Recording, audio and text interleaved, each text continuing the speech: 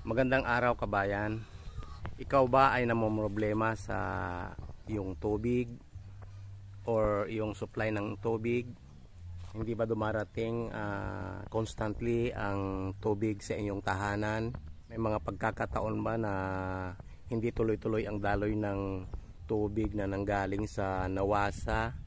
Share ko lang ito guys, itong ginawa kong patubig dito sa aming farm, dito sa Morris Farms. Naglagay ako guys ng IBC. Ayan o, nagpatayo ako ng platform na 6 feet. Tapos nilagay ko yung IBC tank sa ibabaw. Ayan, kikita nyo yung IBC tank na yan guys. Ang capacity nyan ay 1,000 liters. Ang equivalent nun ay 5 drum, kasi ang isang drum ay 200 liters.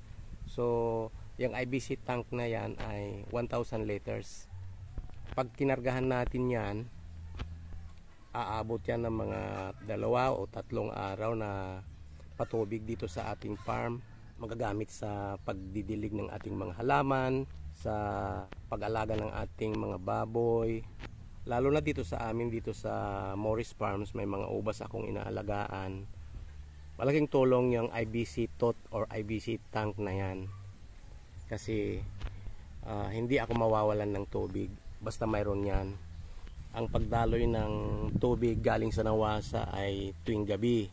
So napakahirap guys na hihintayin natin yung schedule ng tubig. Nakakapuyat yon. Kung magkakarga pa tayo, kung ilang oras na magkakarga tayo sa ating mga containers, nakakapuyat yon guys. Pero dito sa IBC tank or IBC tot na ating ginawa at na-install, matik na yan. Kung may tubig, magkakarga na yan. Kasi yung ganyan nakataas guys, kaya namang dadaloy ang tubig pakyat dyan, mapupuno yan. Pagdating ng morning, puno na yan. Gaya niyan oh. Ang laman yan ngayon ay equivalent sa 4 na drum, kasi yun oh, nakikita nyo yung pang-4 na layer na lang or pang-5 layer na lang ang hindi nakargahan. Kasi nagamit na kaninang umaga yung iba. Nagpaligo ng baboy, nagdilig ng mga halaman. So ayan guys, sa distribution naman, bumili na tayo ng pump booster. Ayan, para yan sa distribution. Kung magdidilig na tayo, gagamitin natin sa ating kusina, yan ang gagana, yung pump booster na yan. May mga controls gaya ng mga ito, mga bag. Yan lang ang pinipihit natin para paganahin ang ating IBC tank. Itong gripo na nandito, ayan, may tubig naman dumadaloy, galing na yan sa IBC tank. So and guys, isang malaking kaluwagan sa atin na mayroon tayong source ng water na tuloy-tuloy. Kung hintayin natin pa na dadaloy ang tubig pang paggabi, isang malaking abala sa atin.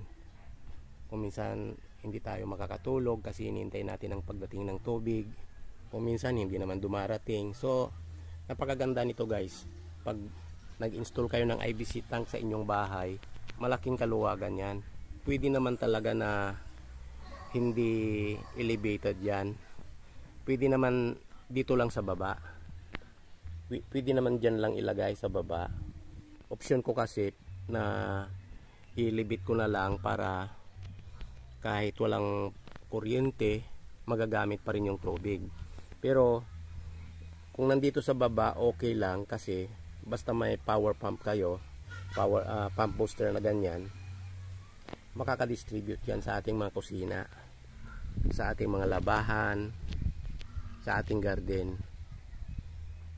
Mas madaling kargahan pag nasa baba lang yung IBC tot. Pag dyan lang nakapatong, halimbawa sa pavement na yan, mas madaling kargahan. Pero pinili ko kasi na magkaroon ng elevated platform para doon ko ipinatong ang ating IBC. Kaya ganyan ang setup niyan. Itong nakikita nyo na bulb na yan, may nabibili yan na bulb adapter sa Lazada. Kasi ang karamihan ng IBC tank, ang outlet niyan ay 2 inches diameter. So pag 1 inch diameter ang kailangan natin, mayroon namang adapter na mabibili sa online. Kung 1 half mayroon din. So maraming options naman guys kung anong gusto natin na adapter sa ating IBC tooth or IBC tank. Ayan. Mayroon din akong in-install na IBC tank sa bahay. So bali 2 IBC tooth ang in-install namin. Mayroon din sa bahay at saka mayroon din dito sa farm. Kaya ayan, hindi kami nawawalan ng tubig. Sinasabi nila na pag ganyan na nakasa IBC tooth ang ating tubig, nagkakalumot daw. Mayroong remedyo yan guys. Nagkakalumot daw dahil pag expose siya palagi sa sunlight, nagkakaroon ng lumot. So mayroon namang remedyo para hindi magkalumot. Yung iba na nakikita ko sa YouTube, pinipintahan nila. Yung iba binabalot nila ng black na plastic. Pero may nabibili talaga na jacket ng IBC tank or IBC tooth. Yun nga ang gagawin namin. Lalagyan namin ng jacket yan para sa ganon hindi siya exposed sa sunlight, hindi siya magkakalumot. Yun ang remedyo ng guys.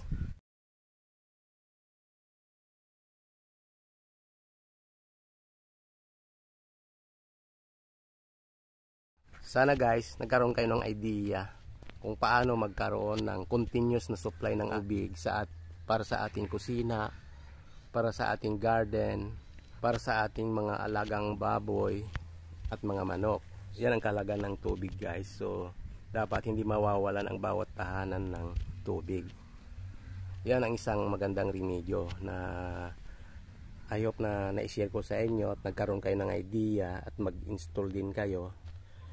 Yun lang guys ang ating vlog. Thank you for watching. This is Onofre Morris of Morris Farms na nag-iiwan sa atin lahat ng isang magandang hapon. See you guys. Bye bye.